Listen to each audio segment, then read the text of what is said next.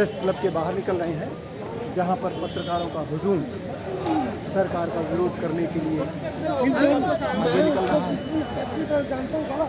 ये देखिए, यहाँ पर पत्रकारों का हुजूम निकल रहा है। पुलिस की भी पर्याप्त व्यवस्था की गई है।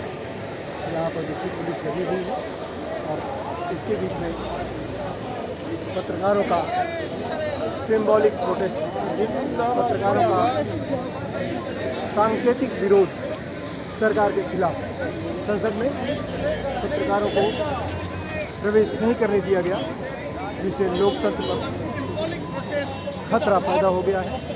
और इसीलिए ये पत्रकारों का ज़बरदस्त विरोध सामने दिख रहा है। ये नई दिल्ली प्रेस क्लब में पत्रकारों का हुजूम सड़क पर प्रोटेस्ट करने के लिए। आप देखिए, यहाँ पर वरिष्ठ पत्रकार राजदीप सरदेसाई भी नज़र आ रहे हैं। वरिष्ठ पत्रकार आशुतोष भी आए हुए हैं यहाँ पर। ये पत्रकारों का प्रोटेस्ट, सड़क पर पत्रकारों की भीड़, पत्रकारों का हुजूम प्रोटेस्ट करते हुए, सांकेतिक प्रदर्शन करते हुए, सिंबॉलिक प्रोटेस्ट करते हुए ये पत्रकारों का हुजूम निकल रहा है राजशिला रोड पर प्रेस क्लब के सामने। ये सांकेतिक विरोध संसद में पत्रकारों का प्रवेश रोकने को लेकर है। ये देखिए, पत्रकारों के हाथ में गत्ते तख्तियाँ हैं जिस पर प्रोटेस्ट का संदेश लिखा हुआ है। ये पत्रकारों का हुजूम नहीं चलेगा।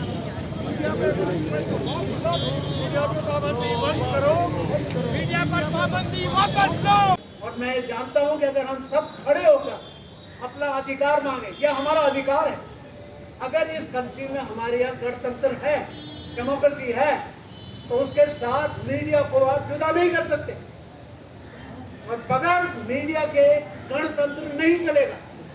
तो हमें खड़े होकर सरकार से ये कहना है कि जो हमारा अधिकार है, पार्लियामेंट में प्रवेश को नहीं रोक सकते।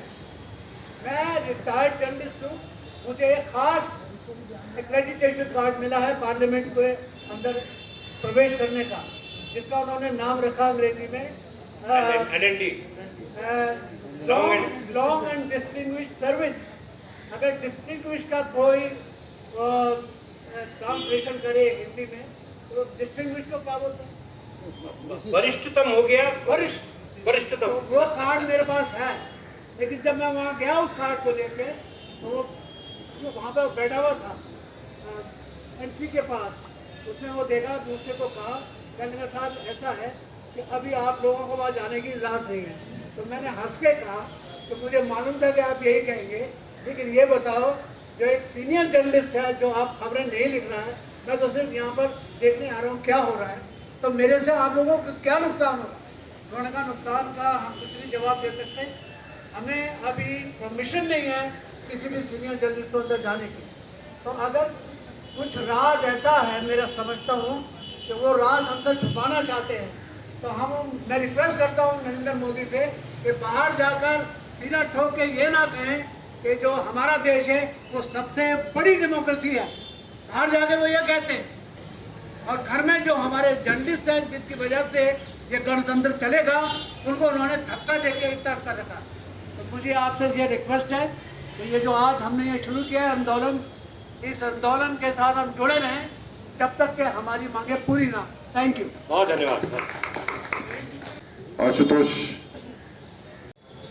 बहुत पहले जब अमेरिका के अंदर जब डेमोक्रेसी शुरू हो रही थी, तो वहाँ पे उनके फाउंडिंग फादर से एक सवाल पूछा गया था, आपको you need media without state और स्टेट विदाउट मीडिया। तो जो फाउंडिंग फादर्स थे उनका जवाब ये था, we need media without state. लोकतंत्र बिना मीडिया के चल ही नहीं सकता।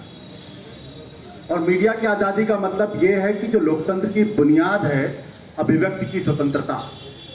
अगर अभिव्यक्ति की स्वतंत्रता नहीं है और वहां पे नहीं है जो हिंदुस्तान के लोकतंत्र का सबसे बड़ी पंचायत है, अगर वहां आपके आने जाने पर रिस्ट्रिक्शन लग रहा है तो इसका मतलब यह है कि सरकार की कोई दिलचस्पी इस लोकतंत्र में बची नहीं है और वो हर हालत में पत्रकारों को लोकतंत्र में जो भूमिका है उसको निभाने से मना करने की कोशिश कर रहे हैं। तो ये सिर्फ लड़ाई पत्रकारों तक की लड़ाई नहीं है। अगर आज आप देखिए तो हिंदुस्तान के कॉमेडियंस को शो नहीं करने दिया जा रहा और कहीं कोई कंप्लेन आ जाती है और पुलिस और स्टेट जिसकी ये जिम्मेदारी है कि अभिव्यक्ति की आज़ादी की स्वतंत्रता के पक्ष में खड़े हो, अगर कहीं से उसमें व्यवधान उत्पन्न हो रहा है तो बजाय उसके पक्ष में खड़े होने के वो खड़े हो जाते हैं कि भाई आप नहीं कर सकते इस कार्यक्रम को, कि आपकी वजह से लॉ एंड ऑर्डर की स्थिति खराब करो। तो ये गंभीर सवाल है और मुझे लगता है कि हम लोग थोड़ा, माफ करिएगा लेकिन थोड़ा देर से जगे, क्योंकि उत्तर प्रदेश के अंदर हो या कहीं और, आप अगर जाके देखें तो छोटे छोटे पत्रकारों के खिलाफ जिस तरीके से सेडिशन के चार्जेस लगाए जा रहे हैं, सिद्दीक कप्पन को जिस तरीके से जेल में रखा गया है, आपके खिलाफ ऐसी धाराएं लगा दी जाएंगी कि दरअसल आपको अदालत से भी आपको बेल नहीं मिलने वाली है। 1 साल 2 साल 2.5 साल रख देंगे और उसके बाद अदालत कहेगी भाई इनके खिलाफ कोई केस बनता नहीं, लिहाजा इनको छोड़ दिया जाए। तो ये गहरा संकट है और मुझे लगता है कि आज अगर हम लोग यहाँ पे इकट्ठा हुए हैं तो अच्छी बात है, लेकिन जो बात अभी सिन्हा साहब ने कही है कि ये फाइट टू फिनिश है, ये बीच में नहीं छूटने वाला। और अगर बीच में अगर छोड़ने का इरादा है तो मुझे लगता है कि फिर इस लड़ाई को नहीं हमें आगे बढ़ाना चाहिए।